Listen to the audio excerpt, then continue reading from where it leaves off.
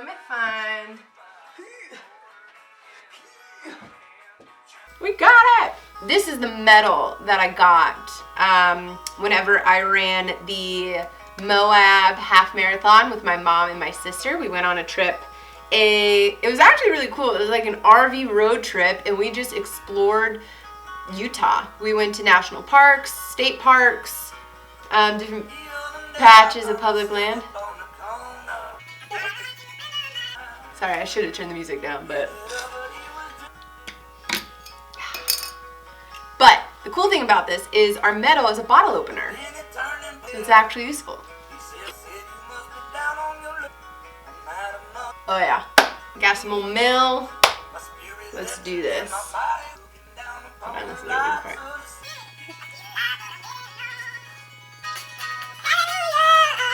Here we go. Let's turn it down a little bit. YouTube, hello, welcome back. I feel like it has been quite a long time since I have done something in the kitchen with you guys. My life has been really crazy. If you notice, my kitchen is a little bit empty. I've started packing things. And I'm not gonna tell you what that means yet. So I'll tell you more in a couple of weeks. A lot going on. Anyway, so I wanted to turn on the camera and record a really quick and easy dinner that I have been cooking for myself almost every single day this past week. I will be at SHOT Show this week with First Light, booth 100, well, it's 10053. So if you're at SHOT Show, come check out the new line, come with me and have a good time. Anyways, because I'm leaving for SHOT Show and I'll be there for quite a long period of time, it has been a goal of mine to cook every single night this week, because I will not be able to cook when I'm in SHOT Show. It'll be a lot of eating out, a lot of snacking on stuff that I probably shouldn't, and and a lot of beer drinking, I am sure. So I wanted to make it a goal of mine to cook wild game meat every single night before I go. And I cook a lot in general, but not every single day. So that was my goal. So that's what I'm doing. And this is essentially what I've been eating almost every day this week. I've just been craving the sauce, which we'll get to. And it's nothing that special, but I've just been craving the crap out of that stuff. So I just thought that I would share this with you guys because it's really simple, it's really easy, and it's so tasty. I've been making this every single day with different types of wild game meat. So you can use elk, you can use mule deer, white-tailed deer, black-tailed deer, caribou, any other animal that you would like. I feel like hooved animal. This is a good hooved animal recipe. Does that make sense? Following me? I'm really hyper if you can't tell. Okay, so we're gonna jump right in. So basically, this is going to be a vegetable and meat dish. I would add some type of potato to this as well, or some type of rice, some type of starch, but I don't have any potatoes because I'm leaving. My refrigerator is pretty empty at the moment. So this is just gonna be meat and veggies tonight. We are going to roast some broccoli, delicious, and sear some elk backstrap. So step number one is to preheat the oven to 425. That is what you want it at for your veggies. Now that can vary depending on your oven specifically, but in general, around 425. So let's preheat that. Step two, get a nice head of broccoli. For me, I eat one of these in one meal. So this is something that I'll buy maybe 2 or 3 at a time. And then I'm constantly going to the store to buy fresh veggies. But one of these equals one meal for me. So chop this up. Sorry, I don't know why I swore right there. You want to make sure that you wash your broccoli. That is important. Keep it clean, folks. Cut this up. I basically just go around. I'm not even going to show you my knife. I'm so embarrassed. So you just cut all of the florets off until you got a little stalk looking like that. You can actually chop this up and cook it as well. This takes a little bit longer than the florets, so I tend to toss this if you have a compost pile. One day I will. Currently I don't, but that would be great. So once you chop the florets off, they might be a little bit big. You want to chop these things down small. I'm talking like this size, like nice baby even. So you want to make sure that they are all the same size, essentially. Importante for even cooking, my friends. Okay, so once you have, ooh, you see your broccoli? So once you have your broccoli chopped up, it should look something like this. Again, uniform, small. Smaller the better, because it'll get a little crispy and just delicious. Next, you need olive oil, salt, and pepper. You just want to take this and drizzle it all over. You don't want to be too generous though. Like, go a little light, mix it around, and then you can add more if you need it.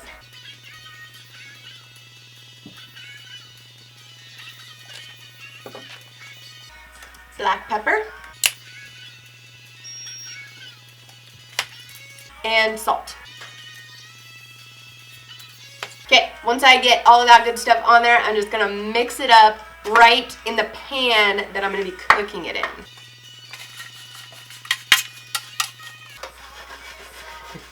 Like, give it one of these. I like how I'm using like a hunting skinning knife because I don't have real knives. If you're like that, I don't know if you've ever watched any of my cooking videos, but I'm always using a knife that is a hunting knife. I don't actually own kitchen knives, which is really sad because I cook a decent amount, and for me not to have real kitchen utensils, you know, just a little cheap. That knife works great. So, after you get that all mixed up, pop this sucker in the oven. Broccoli's in the oven. Next, you go onto your meat. So for me, I'm using elk backstrap tonight. What I typically like to do is pull the meat out of the freezer at least 2 days prior to when I know I'm cooking it. Just like to let it sit in the refrigerator. Sometimes I'll set it out on the counter for a couple hours first and then pop it in the refrigerator. Totally your personal preference, but that's typically how I roll. So let's grab that out of the fridge. You can see, woo! That's good, that's what you want. You want the juices to kind of get out of there first. I don't like meat that has been cooked and then is sitting in the refrigerator. For some reason, it's just not the best way to eat it, in my opinion. So what I do is portion it up, pull out small portions. I'll make 1 or 2 depending on how hungry I am, but I won't cook the rest of it. I'll just put it in a little plastic baggie just like this, throw it back in the refrigerator. And then now that I'm ready to eat this meat will be so delicious, and it's not, you know, cooked meat that has been sitting aside. So we need to season this. Before I pull the meat out of the bag though, I'm going to get a saucepan preheated. So I'm gonna go medium heat, and I'm gonna put a nice scoop of butter, about a tablespoon of butter, in the pan after it heats up a little bit instead of oil. But you could use oil if you want, you can use whatever you'd like. That's just how I have been cooking it, and it's delicious. So we're gonna go. I'm sorry that I have my hair down during this video. I'm realizing now as I'm about to like do things. Whatever, this food's for me, So we're gonna go clean hand, dirty hand.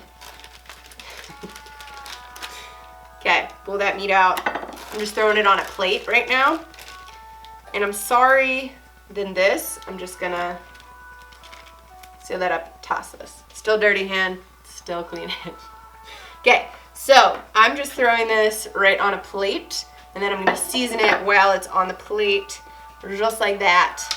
I'm sorry I can't give you guys like more angles so you can really see what I'm doing. I know, I realize I'm kind of just talking while you guys like can't even really see. But that's because it's just me filming, and it would be really hard for me to like do all of this. You know, I'm just by myself here, so. Okay, pepper first. I don't know if you can see that. Be generous. Generous with this. Second is salt. Okay, with your dirty hand, rub that into the meat. Rub it into the meat just a little bit, and then just want to flip the other side. Same thing on the second side. And the great thing about throwing your broccoli in first is that stuff gets cooking, and then while you're doing all of the work with the meat, broccoli's cooking away, and it'll all be ready at the same time, which is my favorite part about this. Nice and quick. You're always doing something, and then it's like all of a sudden it's all ready. So you want to rub that second side in, and I'm going to take this to the saucepan.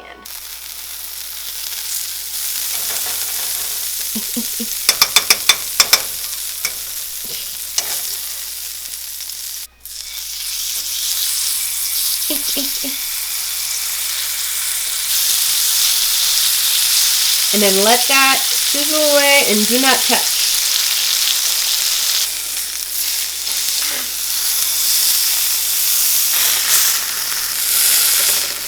Smells so good. Okay, you will cook the meat for about, this might be a little bit off. You'll cook the meat for about 2 minutes each side on a medium heat. It'll obviously depend on how thick of a cut you're using, but if you can see, these guys are probably about 1 inch thick. So I did 2 minutes each side. After you pull them, you want to let them rest. So do not touch, pull them off the heat, and then let them sit. So you probably have about 5 minutes of waiting for your broccoli to be done, waiting for your meat to rest. So that is when you can finish beer number 1. But while the meat is still warm, I like to add a little bit of butter. So I will add probably a teaspoon of butter to each, just like a little dollop on each cut of meat. See how much? Not a lot, just a little bit. Dollop that right on top of the meat. But while we wait, not only will we continue to sip our beers, me like pointing at you with the knife, we will also make the secret sauce. It's really not that secret. It's so easy. But for me, it's just what makes this taste so damn good. So let's pull those ingredients. Okay. Butter's melting away. Broccoli's finishing up. Meat is resting. So now, you hear that sound? Now we make secret sauce. Okay.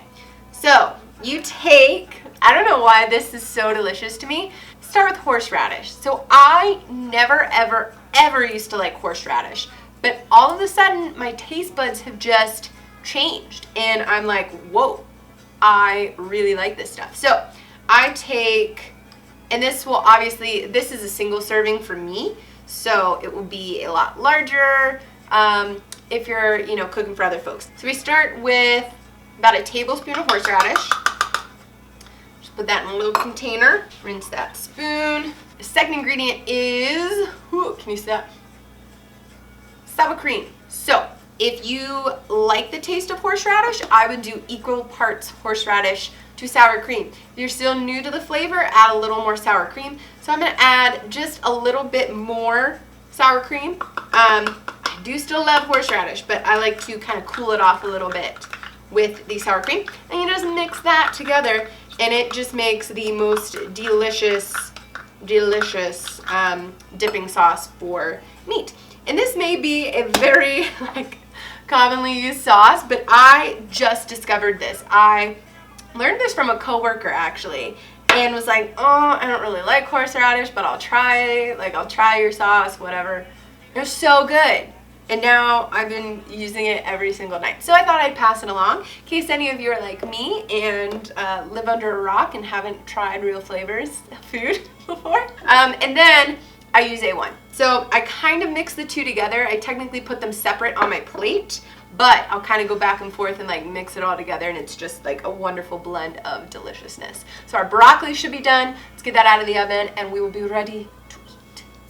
Hashtag solo filming problems. Well, I thought I was talking to the camera for like 5 more minutes. The camera shut off. So I have been chowing down over here talking to you guys, or thinking I was talking to you guys, and my camera didn't record. My light. So I pulled broccoli out of the oven. For me, it was in the oven for, I like how I just picked that up with my fingers. It was in the oven at 425 for about 20 minutes. Again, that might vary based on your oven, based on exactly which vegetable you're cooking. But if you're cooking broccoli, essentially you just want to wait. Did you hear that? You just want to wait until it's a little bit brown. You know, that like beautiful golden brown color. And be a little bit crispy. Pull it out of the oven. Fantastic. Let me just show you guys this. So, I have, I'm going to try and recap everything that I was telling you guys while my camera was off. See that? So good. Like a medium rare. I think a lot of people probably qualify this as medium rare. You can cook it how you want. I used to just cook my meats to hell. One day, I actually tried meat that was cooked properly, and all of a sudden was like, whoa, this tastes so much better. Why was I always overcooking it?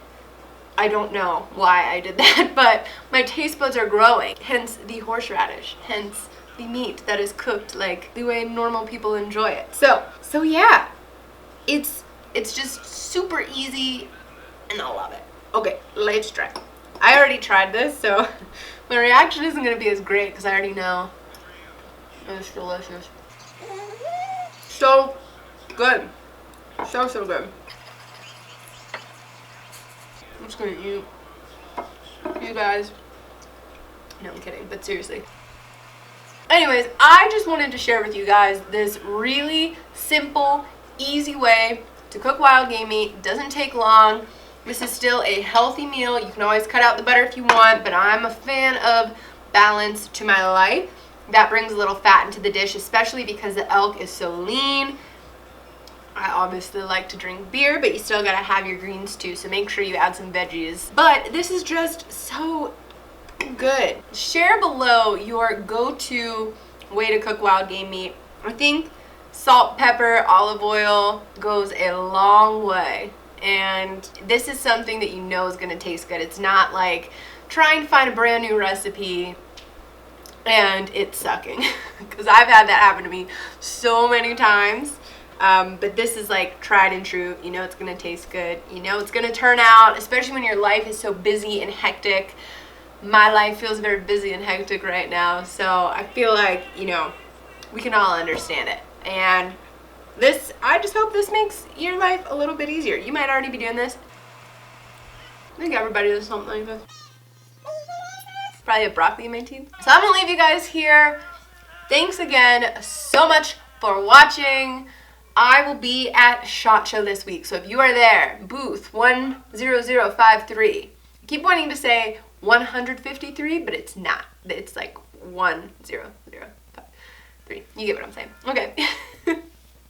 Thanks again for watching. Make sure to comment below, and I will see you guys in the next video, which will probably be a SHOT Show video, because I'm bringing my camera. I brought my camera last year and got some footage.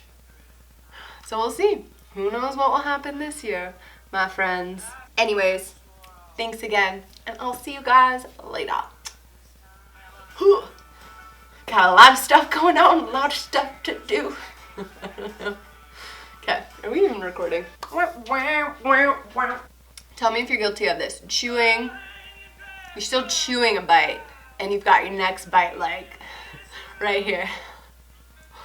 Ready to go.